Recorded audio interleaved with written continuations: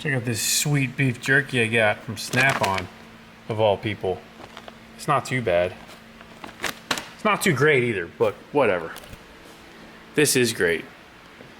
And I figured I'd do a little bit more of a breakdown video on this car so you guys could get a better sense of what I'm dealing with here. If you haven't watched the other videos, that's my 3-rotor, and I'm really excited about it. So I'm going to walk you through it in this video and just kind of describe everything that's on the car and give you a better understanding for what we're working with. For those of you who don't know, I traded my R34 GTT for this car. So it's a pretty big move for me because that car was really special, but this car is far more special to me now, and for all the right reasons. So let's just dig into it.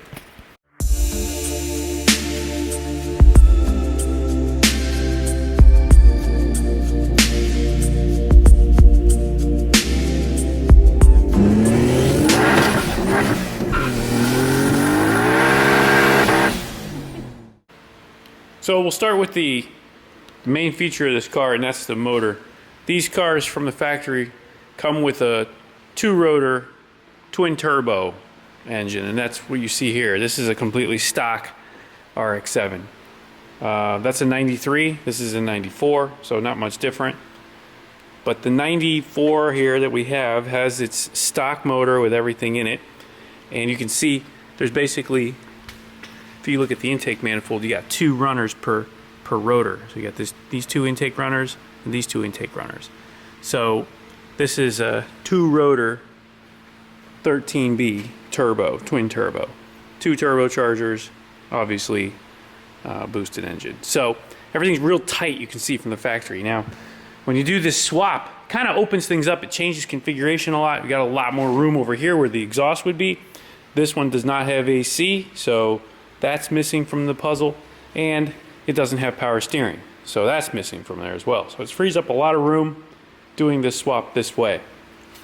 So the 3-rotor, as you can see, this is a factory 3-rotor intake manifold that's been modified, but you can see it has 2 runners, and then 2 more runners. So we've got 6 runners here.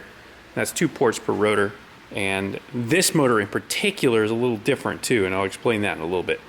But regardless, this is the 20B, which is a 2-liter version of the rotary engine with the 3rd rotor. And the difference that really separates the two, besides being a 3-rotor, is the fact that it has this extra plate in the middle here that separates the rotor housings, and that plate allows us to connect the 3rd rotor housing and extra rotor. So this particular engine is a 20B, and it is a C code, so it's a later model of the 20B. There's a number code, A code, B code, C code, D code, and then a mystical E code, which no one's ever found.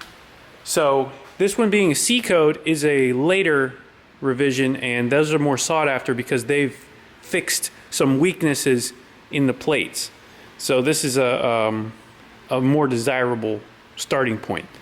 So this one in particular has 9.7 to 1 compression rotors versus the stock rotors, which are, I believe, 9.0 to 1. And the higher compression, obviously just like a piston engine, gives you a quicker response, and it gives you a little bit different power band altogether. So it's a higher compression ratio. It's compressing more quickly in that same area and time. So higher compression, this one. These rotors are scalloped as well and clearanced properly for race application, so that way there's never any contortion or twisting that happens that may allow them to contact the housings or the plates. So the scalloping obviously changes a little bit of the shape of the rotor as well. So we have race bearings in this motor as well. And the entire assembly has been balanced by Carlos Lopez, so it's a very well balanced setup. Another cool trick on this motor that's not being used at this moment is it has triple spark plugs, which you kind of see right there, the one that's not being used. So there's 3 spark plugs on this versus 2. This is a proprietary design by Logan over at Defined, and we'll talk more about that as we get into it, because I eventually want to open that up and make those work again. But long story short, they weren't needed for the power level that the previous owner was using this car at. And that leads me to the next category, and that is the porting. So this car has been, or this motor has been race ported, as well as added semi-peripheral ports. They're not visible right now, but with a proper intake manifold, which I have coming, Logan's working on that for me right now, there are actually ports between these ports on the rotor housings themselves. So they'll be directly above the exhaust port, right in this area on each rotor. And that extra port allows so much air to get in, and it does it so well that the gains are astronomical. This motor on the, we'll call it the street ports, not using the semi-peripheral ports or the peripheral ports, this motor is capable of producing around 330 to 350 horsepower. The way that it's set up right now, it's probably closer to 320, but even if we were just going to round it, we'll call it a 300 horsepower setup at the wheels. So 300 horsepower, when you open up those peripheral ports, the gains are astronomical. So much so that in testing, Logan showed almost 100 horsepower gain. We're talking like 80 horsepower over where it was. It jumped to 430, 440 horsepower just by opening those ports. And that was using a stock style manifold. I wasn't even using the ITBs. So huge gains just from opening those ports up. And I intend to open those ports up myself and get a decent sized gain out of that. I'd like to see 400 horsepower. That's a super big number, but even if we get close, 380, 375, that's big. I'd be happy with that. Logan's testing with this motor was 475 horsepower with ITBs and a full slide throttle setup, which I'm not going to run, but let's call it 20, 30 horsepower from that. That's still over 400 horsepower easily. So I'm really excited to see what that gets us. That being said, the motor does have race bearings. It also was modified for a dry sump oiling system, which is not on it right now, but I do intend to put that back on it as well. So the front cover will come off. We'll put a new front cover on that's set up for the dry sump, and then we'll mount a dry sump tank somewhere, maybe over there, maybe inside the car, who knows, we'll see. But regardless, that's on the plate as well. We're going to be doing that. And that's going to allow us to consistently stay in those high rev ranges, 10,000, 10,500 RPM at race lengths. So we won't have to worry about cavitation of the pump. We won't have to worry about over oiling, under oiling, any of that. That'll be a consistent oiling fix. Also, this motor has some extra cooling ports that have been put into it.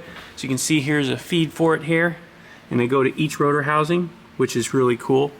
That'll, will help with cooling. Obviously, rotary engines get real hot, especially we're in the combustion area. So having as much cooling in that area as possible is imperative. And you can see this giant radiator, this NASCAR radiator, which is allowing that to stay nice and cool, as well as the ducting that's coming through this bumper.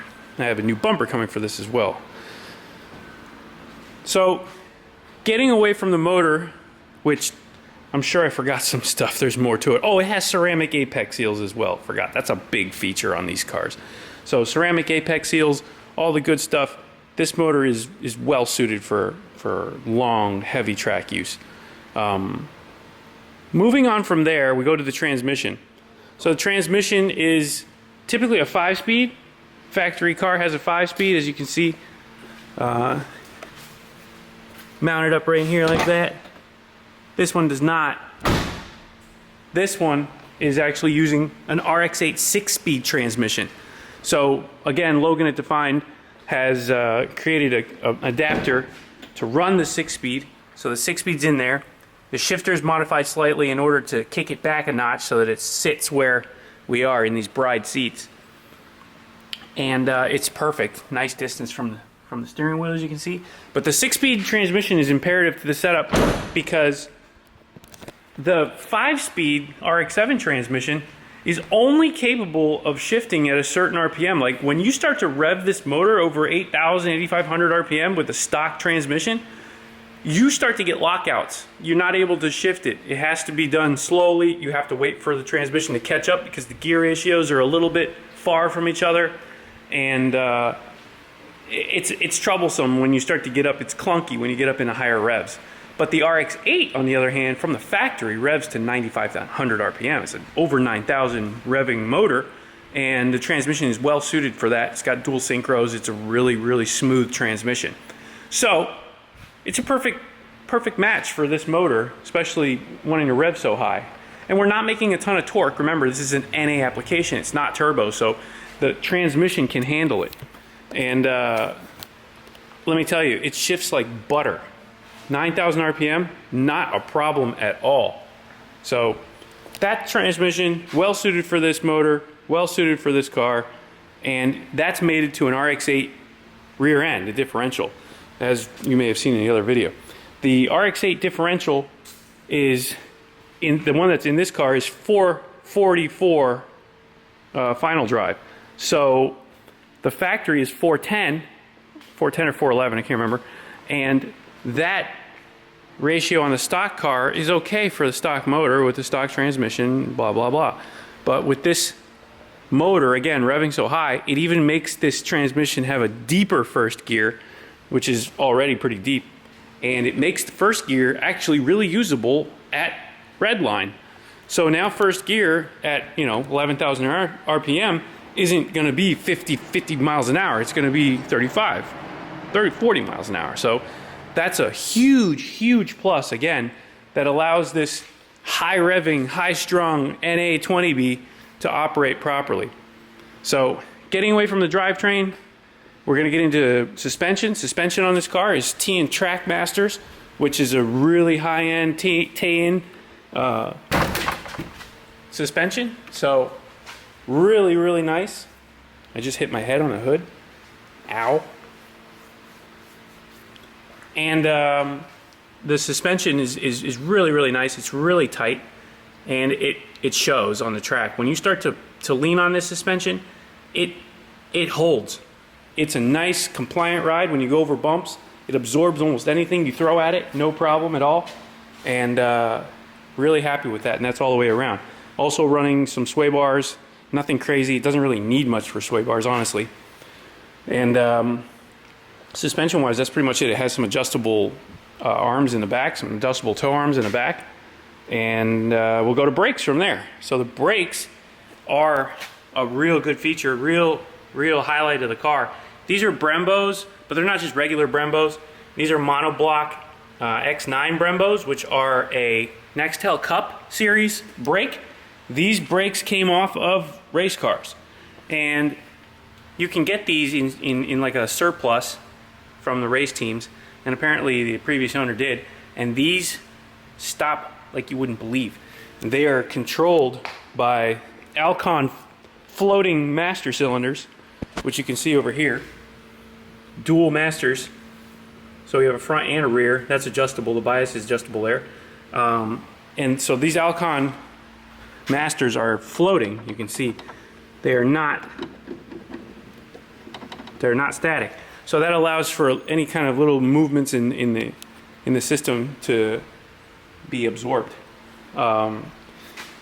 Obviously steel braid lines all the way around. These are two-piece rotors that have been adapted to these hubs, again by Defined Auto Works. Really nice stuff, and they're manual brakes too, so no power here and none needed. These brakes stop, and they stop hard. An awesome upgrade. And that rounds out the braking package on the car, front and rear Brembos. So the clutch, I forgot to mention, is a Mazda Speed 5.5 with a really small diameter. So it's extremely tight. The center of gravity on it is really tight. It's very light. 5.5 pound flywheel, and just an insane rev. Fast revs. Hard to describe, but you can hear it in the videos. It just rips right to redline. So interior wise, I think we've already kind of touched that, but I'll touch it again. We got a NASCAR cage on this side, and you can straight bar on that side, but it's full cage inside and out. Well, inside, not out. And bride seats, as you can see, both sides, which is kind of cool. The interior has been redone, or I should say replaced, dash-wise, with this custom stuff. It's got Apex EL2 gauges all the way across. Little wideband over there. Nice fake aluminum dash to just kind of keep it kind of simple and realistic looking. And underneath that dash, well, one, we got the battery back here, but underneath that dash, we have a Electromotive Tech 3R controlling everything. That's our ECU. It was already in the car, so I'm not going to mess with it. It's a pretty simple setup that controls 2 sets of 550cc injectors, and basically there's not really much to it from there. We got the switch panel there. Windows are just in for transport. They're pinned up. They come out. They don't go up and down, both sides. Doors are gutted, and it's a pretty light setup. The car weighs 2,500 pounds, and that's wet with all fluids, full tank. Tires and wheels, we got a set of NK PFO1s, really light tire. These are, I'm sorry, really light wheel. These are 18 by 10s, I believe, or 10 and a half in the back and 18 by 10 up front. So a pretty wide wheel for this car, and it's got some wide meat on it to go with it. It's 275 35 18s on the front, I mean on the back, Continentals, and then in the front we've got a set of 275 35 18s as well. So big meat all the way around. It's a pretty healthy setup, and it handles like no other. As you might have already figured, depending on the track, this car handles really hard, and a factory car I think produces like 0.9 G's of lateral grip. Anyway, getting close to 1 G is really difficult. This thing is way over a G, more like a G and a half, and it's just insane to think that that's even possible with such a kind of factory look. You know, it's not really a full race car. But anyway, plans for the car. I'm going to do a wide body eventually. Right now I'm just enjoying it the way it is. I'm replacing the front bumper, going to repaint that, have that looking good. Replacing the hood. I've been playing around with hood vent designs, but I think I'm, for now, not going to do too much. I'm going to just put a like a scoot style hood on it, just to see if I can get a tiny bit more clearance for the motor. But other than that, that's pretty much where we're going to be. So let me know what you guys think. If you think this is a pretty sweet car or not, then I'd like to hear your opinion. What do you guys think of my car? Cool. It's cool. Marcus says it's cool. It's Marcus approved.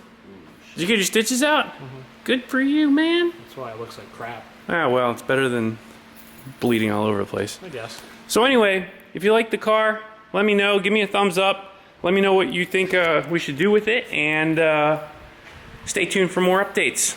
We'll see you later.